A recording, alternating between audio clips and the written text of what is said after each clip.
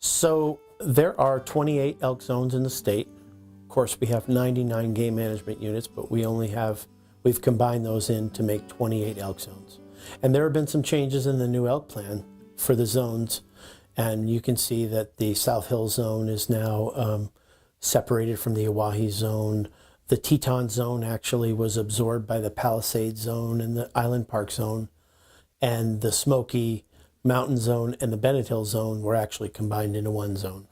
And that was more related to how elk move and how their populations exist within that area.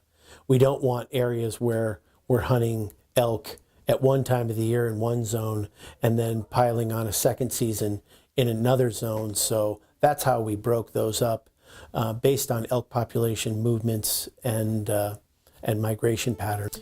As far as population objectives in the zones, those are basically set on the criteria of the habitat carrying capacity, what the land area is, what the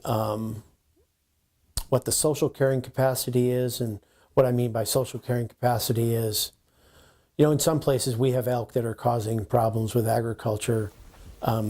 We have other places where elk are getting in trouble crossing roads, and people are, having vehicle impacts on elk.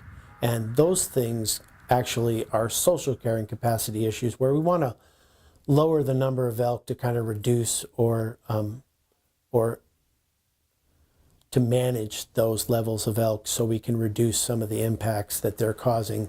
Fish and Game sets population objectives on a variety of factors such as past performance of the elk population, agricultural impacts, hunter desires, and habitat conditions.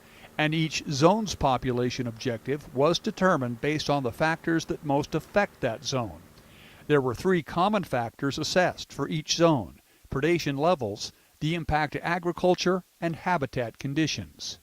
One of the interesting things about the new elk plan is we've got elk in places that we never had during our last elk plan, put into place in 1999. And places like the Big Desert, we had very, very low elk populations, and now we have substantial elk populations out there. Also out in the Southwest Desert, we have more elk.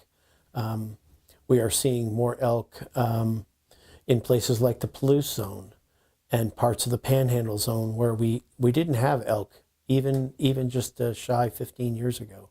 So we've seen some changes in elk distribution and elk populations, and we've changed the elk population objectives accordingly to kind of match that.